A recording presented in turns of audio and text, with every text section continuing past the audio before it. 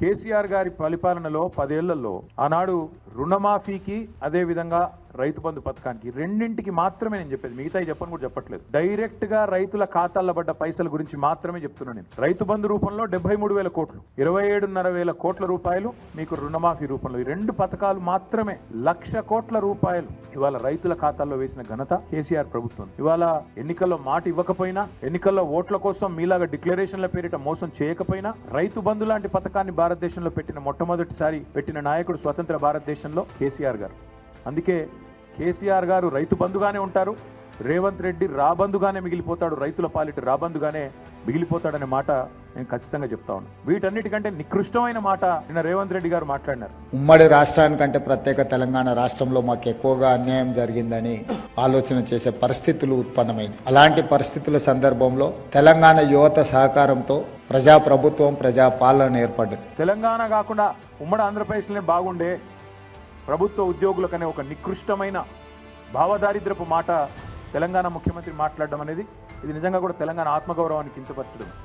అసలు నీకు సిగ్గుందా? ఉద్యమంలో ఎన్నడూ రాలేదు కనీసం కలిసి, ఇవాళ సిగ్గు లేకుండా ఆ ముఖ్యమంత్రి పదవిలో కూర్చొని కూడా ఈ భావదారిద్రపు మాట మాట్లాడడానికి ఒక తెలంగాణ బిడ్డవు కదా, కనీసం రేషమని ఉండాలి కదా. ఎక్కడున్న తెలంగాణ ఎక్కడ పోయిందండి? 10 ఏళ్లలో భారతదేశానికే ఆదర్శంగా నిలబడ్డ తెలంగాణను పట్టుకొని ఉమ్మడి ఆంధ్రప్రదేశ్లోనే బాగుండే పరిస్థితులను మాట్లాడడానికి నీకు మనసెట్లొచ్చింది? నీ రాష్ట్రాన్ని నువ్వే కించపరచడానికి నువ్వు ముఖ్యమంత్రి అనే ఇంగితం కూడా నీకు లేదా?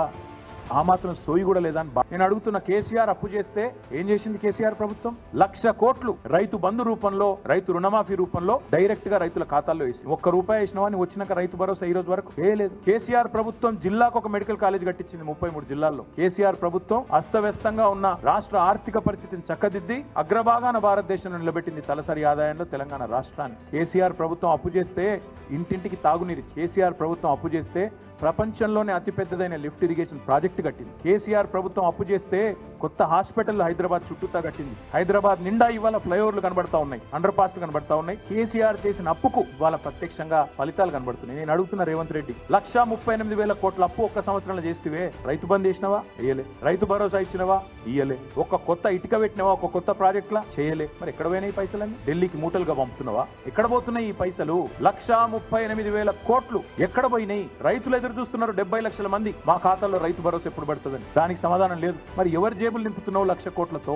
రాహుల్ గాంధీయా, ఢిల్లీ పెద్దలయ్యా చెప్పాలి. రాష్ట్ర వ్యాప్తంగా రైతు సోదరులకు, మా బీఆర్ఎస్ పార్టీ నాయకులకు, కార్యకర్తలకు మేము పిలుపునిస్తా ఉన్నాం. ఈ ప్రభుత్వం అబద్ధాలు చెప్పి అప్పుల పాలైన రాష్ట్రం అని దివాలాకోరు మాటలు చెప్పి తప్పించుకునే ప్రయత్నం చేస్తున్నది. ఈ లెక్కలు నేను మీకు పంపిస్తాను, ఊరూరికి పంపిస్తాం, ఎండగడదాం, అవసరమైతే ఊరూరికి ఫ్లెక్సీలు పెడదాం, ఏం జరుగుతున్నది ఈ రాష్ట్రంలో వివరంగా చెబుదాం. అందుకే ఈ రాష్ట్రంలోని రైతాంగానికి మేము చేసే విజ్ఞప్తి, వాళ్ళు ఏ మాట అయితే చెప్పారో రైతు డిక్లరేషన్ లో, గ్యారంటీల రూపంలో 6 గ్యారంటీల రూపంలో 100 రోజులు అని చెప్పినారో అమలయ్యేదాకా ఎంబడబడదాం. మన అసెంబ్లీ ముంగటున్న గన్ పార్క్ నుంచి మొదలు పెడితే గల్లీ దాకా, అంటే గ్రామం నుంచి మొదలు పెడితే అసెంబ్లీ దాకా ఎంబడబడదాం. ఢిల్లీలో రాజ్యసభ సభ్యులు ఉన్నారు, కాంగ్రెస్ పార్టీ మాట నిలబెట్టుకోవాలని అక్కడ వారు కూడా గర్జిస్తారు. ప్రతి ఎకరానికి మీరే చెప్పారు 2 పంటలకు 15,000 ఇస్తామన్నారు, 15,000 ఇచ్చి తీరాల్సిందే. ఇయ్యకపోతే కాంగ్రెస్ నాయకులు ప్రజాక్షేత్రంలో ఎట్లా తిరుగుతారో మేము కూడా చూస్తాం. రైతులకు మేము విజ్ఞప్తి చేస్తున్నాం, పిలుపునిస్తున్నాం. ఈ నయవంచనకు పాల్పడ్డ కాంగ్రెస్ ను నిలదీయండి.